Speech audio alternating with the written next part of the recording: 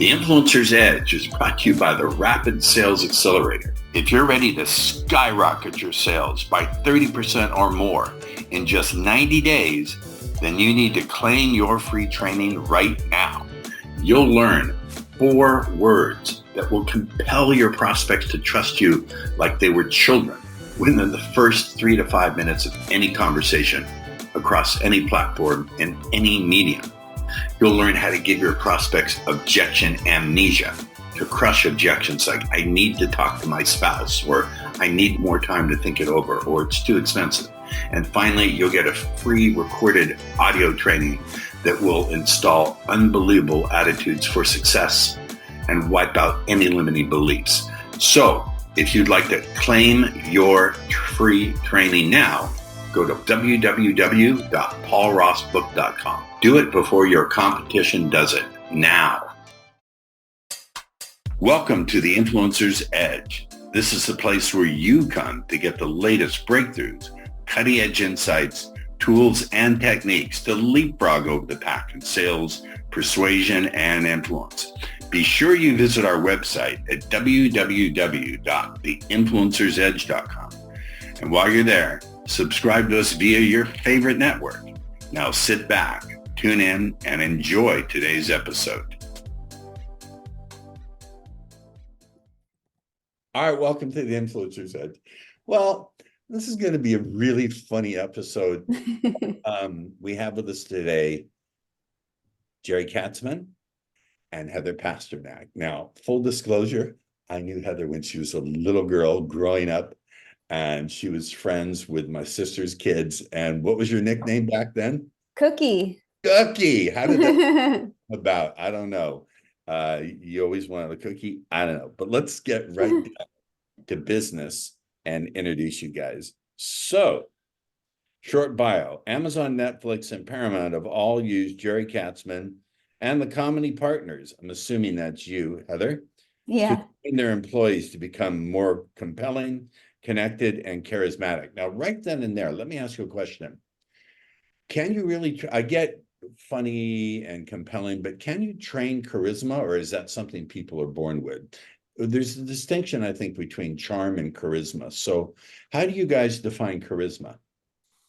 Well, charismatic people have something that is sort of undefinable, but they have an authenticity.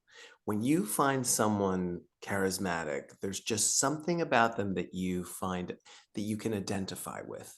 And the way people can access that authenticity is being more comfortable with expressing their vulnerability. Oh, Right. So when you see us, so Heather and I come from, our background is we've been teaching stand-up for 20 plus years in LA. In the last month, we've had people do their late night sets on Jimmy Fallon's show. In the last few years, we've had 3 people do their sets on Stephen Colbert shows. We have people writing for Saturday Night Live, What We Do in the Shadows. We have been teaching people how to get up into the upper reaches of comedy. And in order to do that, they have to be able to access their authenticity and their vulnerability. So we've brought that over to the corporate world. And I would also add, confidence and fearlessness, which, just being able to handle hecklers is like a comedic tool that really can translate to business when, you hear something in a meeting or someone throws you something you weren't expecting. A lot of charisma is just not panicking when something like that happens. And I think that is a teachable skill. yeah, keeping your cool. My favorite comedian right now is Taylor Tomlinson. She's so great. Yes. I love Taylor. I saw her Netflix specials. I'm just in love with her ability, but she works the crowd. She does crowd so she doesn't get heckled. But I've seen people get heckled. Are there any clues to handling hecklers? Well, that's a great question. And one of our associates and clients worked for an advertising company, and he was working for Harley Davidson. And they had pitched, Paul, as you know, when advertising corporate companies pitch a client, they spend sometimes a couple $100,000 on spec ads. So they're hoping, okay, we're going to get Portia's business. We're going to create a print campaign, a radio campaign, a television campaign, even, you know, filmic things. We're going to spend a lot of money to show them what the real commercials would look like. So they work so hard to get the business. So our friend who was pitching business to Harley Davidson gave them the whole, you know, here's everything we think you should do. And the Harley Davidson executive said to him, this is the worst ad I have ever seen in my life. Mm.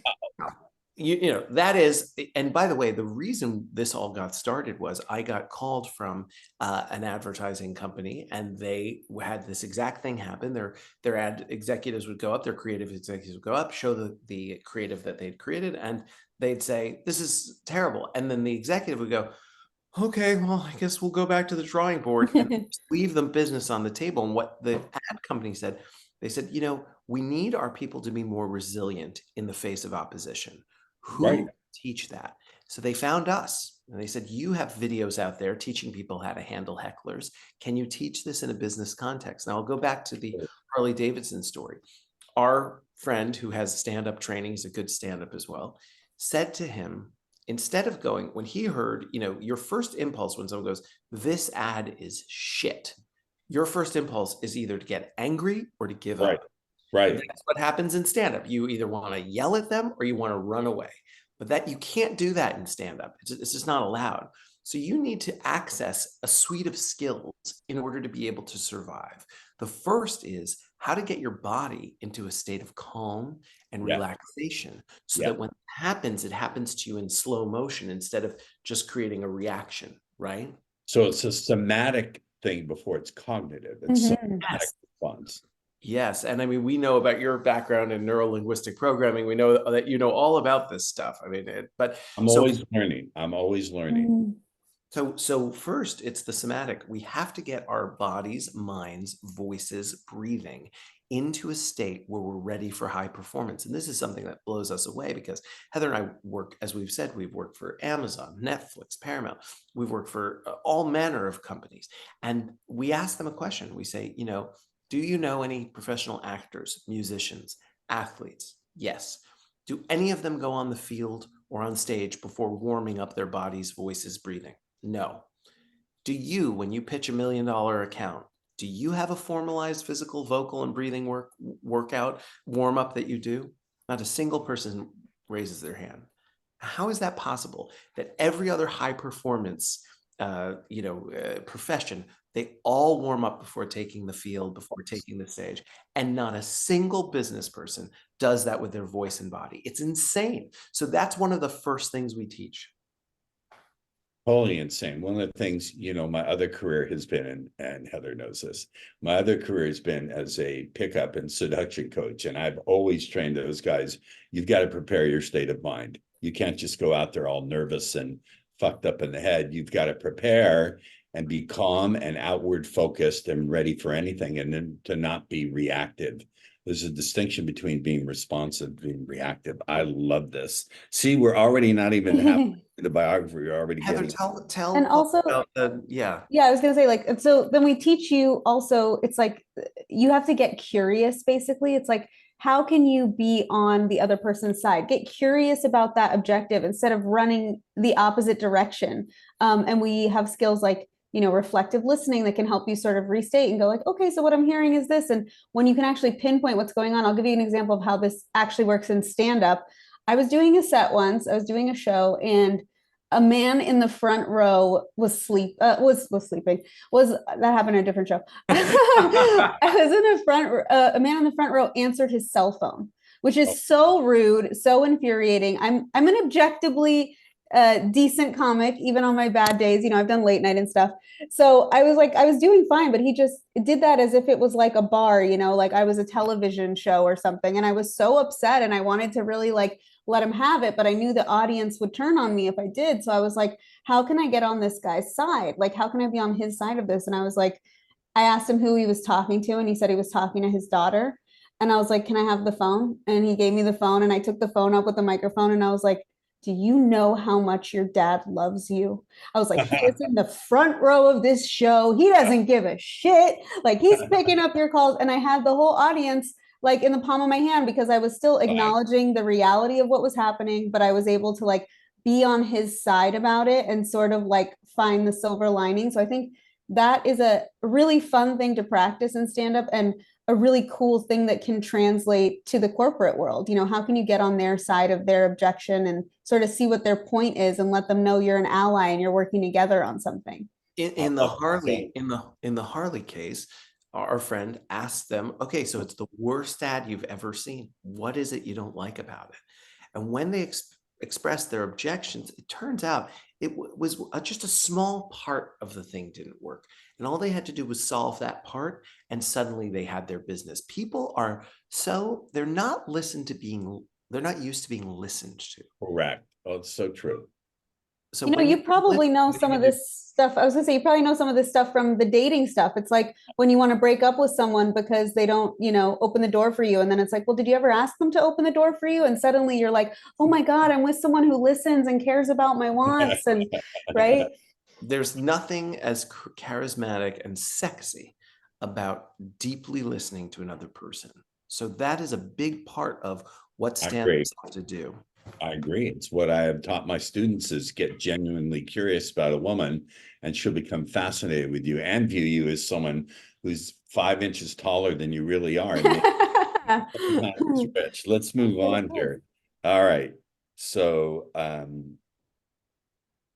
what are 3 comedy skills you can immediately use to improve your sales and communication? Why, here they are. You've told me. Flow, authenticity, and unflappability. We talked about unflappability. Let's talk about flow, because I know a good comedy set has to have transitions. It has to flow. You can't suddenly switch, or maybe you can. I don't know. I'm not a comic. I'm just a big fan of comedy. I mean, I think one thing that helps with flow is just not feeling like things are off limits. You know, we talk a lot about how it used to be in the 80s, you know, every ad was like a buttoned up person, you know, and now it's like you turn on TV and it's like people have tattoos and people have piercings. Or there was that big thing during the pandemic where there was like a newscaster who had a kid like crawl across the background of the screen. And it's like when those moments happen, can you not, don't pretend they're not happening, sort of acknowledge them and let somebody see that you're a whole person. You know, so I think flow can sometimes just come from, we call it sometimes calling the secret of the room, where you sort of, you say the thing that's on everybody's mind, that's nobody's saying, you know what I mean? And people will exhale. It's like, you know, when you watch a comedian and they're not having a good set and they're bombing, if that comedian is pretending they're having a good set, it's the most uncomfortable thing in the world, because you're like, oh my God, they don't know. I'm so uncomfortable for them. But if you're a comedian and you have a joke and it doesn't hit and you go, wow, you guys really didn't like that one, people laugh. They're on your side because they go, oh, okay, this person isn't full of it. They're reacting to what's really going on. So I think that we challenge people with exercises that make them stretch a little bit and be a little more vulnerable, show a little more skin than maybe they're used to in the workplace. Now, we're not saying walk into every meeting and go, I'm going through a divorce, you know, but when you're not afraid of being yourself and allowing yourself in a little bit more, even if you're not practicing it, that fearlessness, it contributes to your flow. And I think it just makes people really magnetic. Fantastico. Gerry, you want to add to that? Well, one of the other things we do, so once we get people into that, teach them how to access that state of calm, we then sort of try to expand their palette of unflappability and flow by teaching them some improv exercises. Right. So improv is really important, and it's sort of to the point that Heather's making. You're going through life, something happens that is unexpected, and you can again either reject that it's happening or accept that it's happening and build off of it. So improv really teaches us how to just take whatever the client is giving you, whatever the you know, the impediment to where you thought it was going to go, how to take that and flow with it. And that's just so important. We have a series of improv games. We also have a neat one that Heather leads, which is about status. Can you tell them about that? Yeah, so basically it's a game that helps us uncover how sometimes we have unconscious biases. Like, you might go into a meeting with someone that you're like, oh my God, I think they're a genius. Everything they say is so smart. But you might go into a meeting with someone else and maybe you holding a grudge towards them. You don't even realize it's because they like didn't CC you on an email 3 years ago or whatever, right? Like we all have these human things that we're holding on to. And through this exercise, we split people into groups. We attribute certain statuses to them, like, okay, you think this person's a genius, or this person always has bad ideas. And we have them first do the exercise without any statuses. We just go, how many ideas can you come up with for this prompt? And we time it, and they do the ideas. Then they do it again after attributing statuses. And what we find is the ideas flow much better when you don't have all these conceptions about people, when you're not going like, oh, well, their ideas are always bad, or, oh, here comes the guy who never likes my ideas, or whatever the things are that we have in our minds of how we're going to be received or how we're going to receive someone else. And what's cool about this exercise is you actually realize that you can control the quality of your interactions before they even begin by deciding before you get in a room with someone that their contributions matter, and not to sort of hold back in the ways that we sometimes do in these unconscious ways. So we time them, and everyone's always surprised to find, it's a hard exercise to explain. So hopefully it's making sense how I'm sort of saying it. But the idea is that if you can attribute someone a higher status than you would normally do, then suddenly the interaction changes. And if you can wipe away some of those sort of predetermined negative biases that we have toward people that we don't realize we have, if we can just clear that slate, then the whole interaction is going to go so much better. Even as simple as you're pitching business to someone, the difference between going, oh, I need their business and they're my client, and they're above me and they have decision-making power, or are you looking at it like we're collaborating, we're sitting on the same side of the table, we're two people with the same goal, like just those little shifts, can make a big difference. This actually leads to another tool that we teach. We call it CPR, and it stands for context, purpose, results. We developed this a long time ago. It's not entirely our own, but we were the first to apply it, I think, to what our context was. First, we applied it to stand-up comedy. Let me go a little deeper here. So your default context as a stand-up comedian, if you don't do any of this work, is your context is, gee, I hope they like me. I hope they like me. And it is a very weak context to come from. However, before I go on stage, I go, well, what is my context? What is my purpose tonight? And what are the results I hope to achieve? And if my purpose is to make people feel less alone, and my context is we're all a little crazy and that's okay. And if my result is that I get people to think about their lives differently, and then I walk on stage, it matters less about whether they like me because I have my own set of internal agendas. And attainable agendas, right? Right, that don't actually require, that it's not so externally validated, it's internally validated. Yes. We bring this over to a sales context. It makes someone walk into the room. Again, we're talking about charisma, we're talking about confidence. Again, salespeople aren't really ever taught these soft skills. Not just sales, I mean, marketing people, HR people, they have to give presentations. How are they giving presentations without this full suite of skills that Heather learned at acting school at NYU and I learned from Jeff Goldblum at the Playhouse West? These are things that all performers and actors know, and almost none of our business contacts know. I learned it picking up women. I mean, it's there you go. It's the same principle. Well, that sounds like a more fun way to learn it, Paul. Well, yeah, but it could be nastier in the results. Oh, I guess so. No. Failing at that seems a little rough for sure. No, there's no failure. There's feedback. You mentioned improv. I love it. Let's play a little improv game. You weren't expecting this. So, am the south end of a duck flying north. What's the game? How do we play? We don't know what you're doing. Go, okay. I am the cloud that the duck is flying through. Never mind. We'll offline, you'll teach us this game. We can't wait to learn it. Yeah, it's a fun game. I played improv for a little while.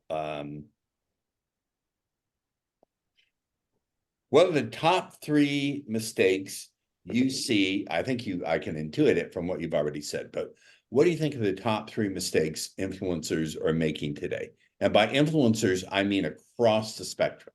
I don't mean people who are online posting their Instagram of them wearing a thong bikini that's been highly artificially put to an AI. I think withholding your real self, withholding some the flaws that make us imperfect and make us so likable and so personable.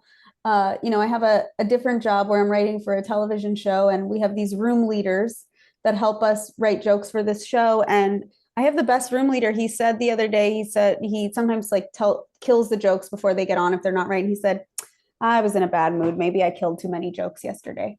And it was just so human of him as a leader to go, you know what, I think I made a mistake, or I was too harsh, or I was too this. And it allowed us to trust him more. I think a lot of people who are in powerful positions feel like they're never allowed to make a mistake, right, or show that they're human.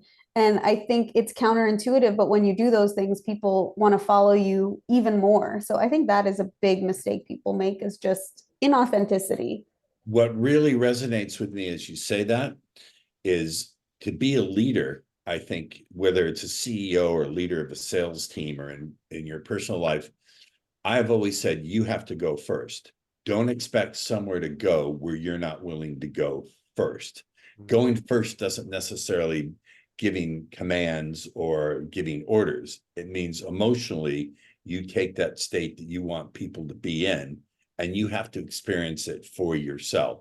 It's not something that you can push one way. I think to be the start of that bridge.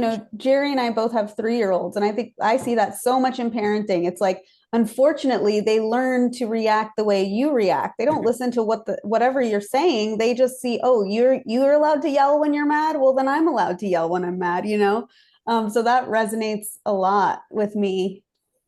It's just a mind blow for me because, ladies and gentlemen, I knew Heather when she You was. knew me when I was a 3-year-old, and when now you I have were a my own 3-year-old. and you have children, and you stay the same age, Paul. It's so crazy. And you What's that? You stay the same age. It's so crazy. I don't know about that. I have a little bit less hair. Heather could reveal my nickname on the air, but that would blow my cover. I could. I don't. Yeah, you know my nickname that all the kids call me. Oh. Yeah. I think I do. You do. Well, wait a minute. Let me ask you a question.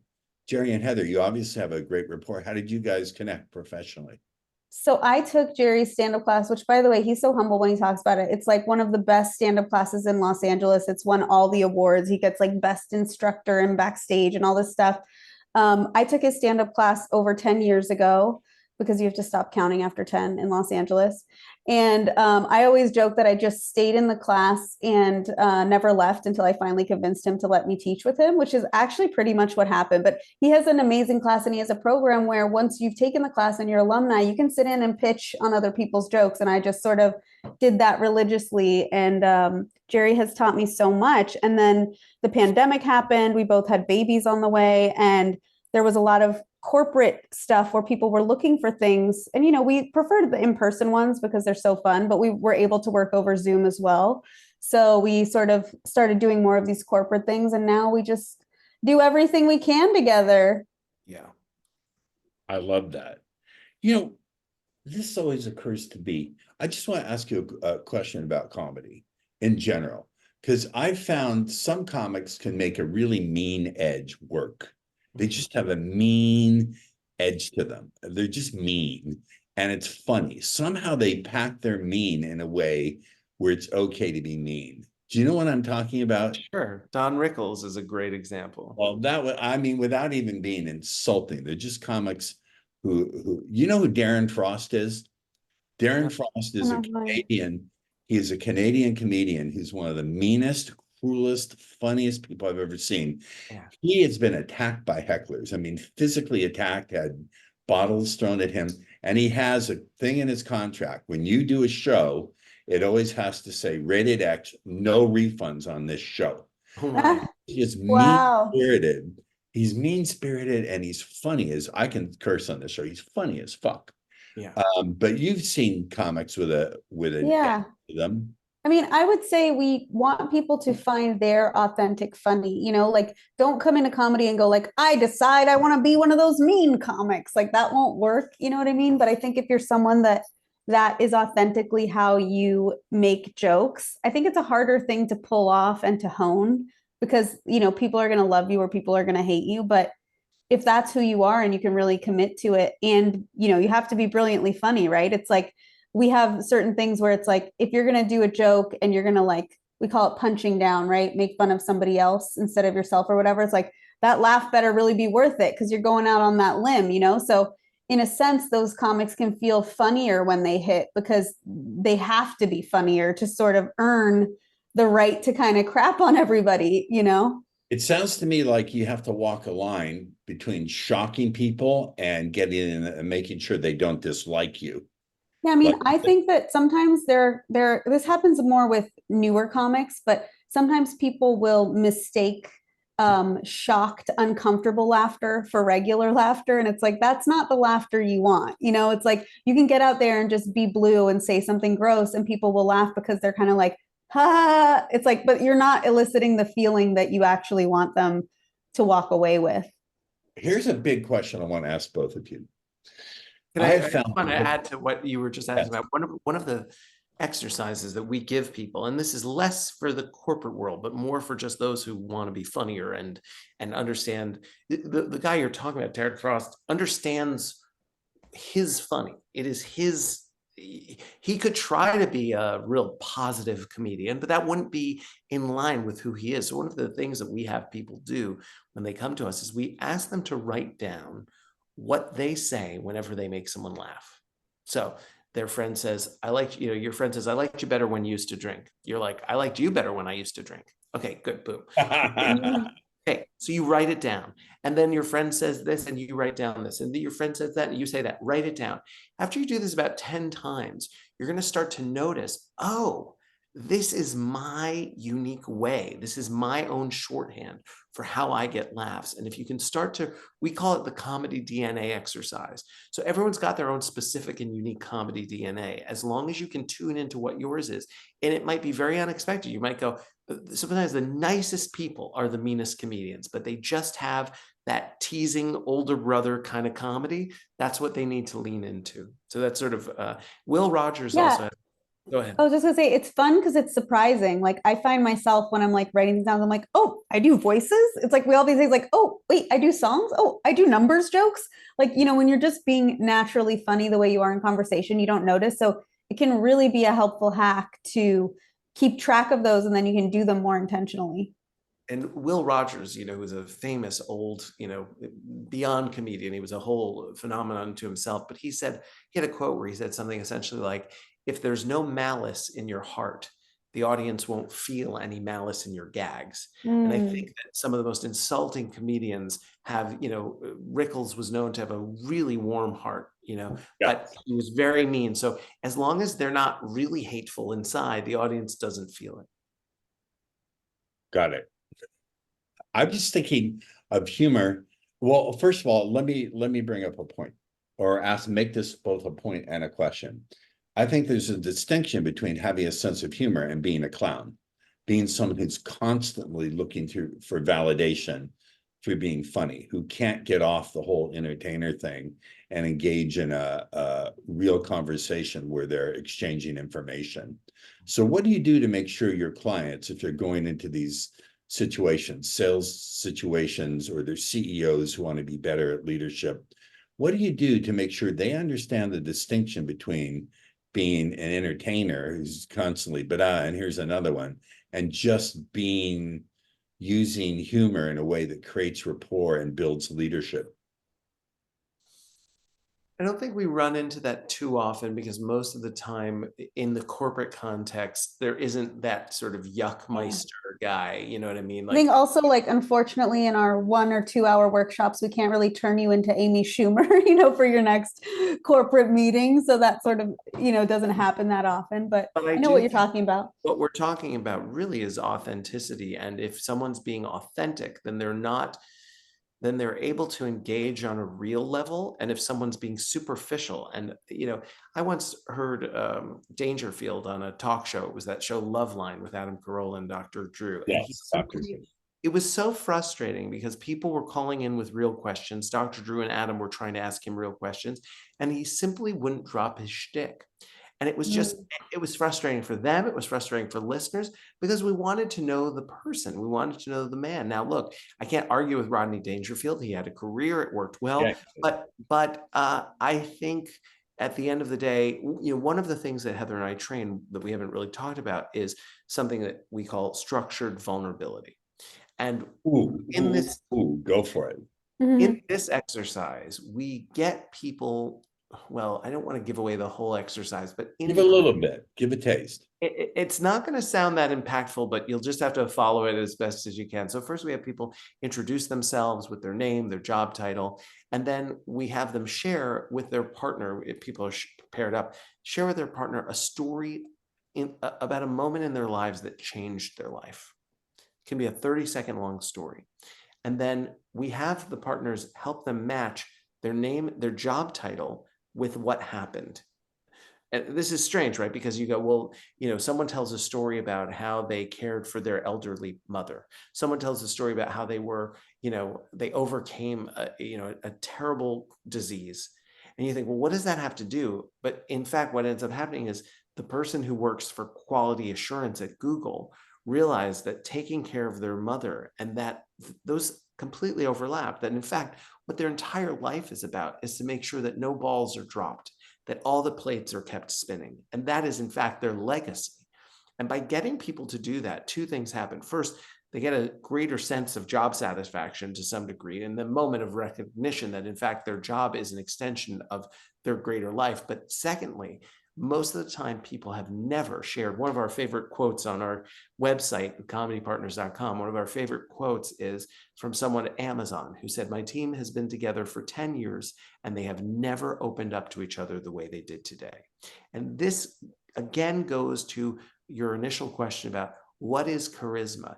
When you have had the experience of being trained how to share the not so tidy parts of your life, and you've had the opportunity in a safe environment to share with your coworkers and colleagues something about yourself that they would never know any other way, suddenly that opens up your palette. It's now expanded, and you are unafraid to be vulnerable, real, charismatic, and authentic. And that is what the Comedy Partners teach people.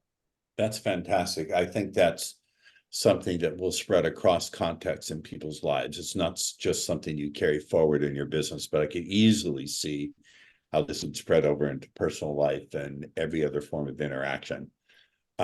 We have reached the end of our time together, unfortunately. However, a couple of things are going to happen. Once we get off the air, I'm going to have a conversation with you, Heather Pasternak, about how we can connect when I'm back up for Shabbat dinner. Gerry, I do remember you. I absolutely do remember you. It was a long time ago. Even at my advanced age, I still have a memory. All right. So how do people stay in the conversation with you? I know they're going to want to. Yes. Right? Best way to go. You hit them, Heather. I was just going to say, you can find out more about us and contact us at thecomedypartners.com.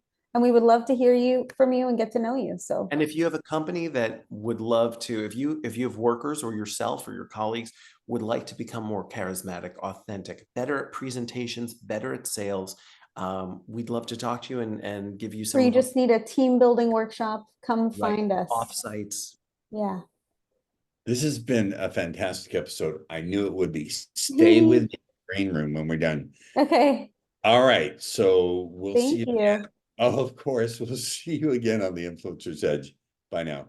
The Influencer's Edge is brought to you by the Rapid Sales Accelerator. If you're ready to skyrocket your sales by 30% or more in just 90 days, then you need to claim your free training right now. You'll learn 4 words that will compel your prospects to trust you like they were children within the first 3 to 5 minutes of any conversation across any platform in any medium. You'll learn how to give your prospects objection amnesia to to crush objections like I need to talk to my spouse, or I need more time to think it over, or it's too expensive. And finally, you'll get a free recorded audio training that will install unbelievable attitudes for success and wipe out any limiting beliefs. So if you'd like to claim your free training now, go to www.paulrossbook.com. Do it before your competition does it now. Thank you for tuning in to the Influencer's Edge, where you get the latest breakthroughs, cutting-edge insights, tools, and techniques so you can leapfrog over the pack in sales, influence, and persuasion. Remember to visit our website at www.theinfluencersedge.com to enjoy even more great episodes like this one. We look forward to seeing you again on the Influencer's Edge Show.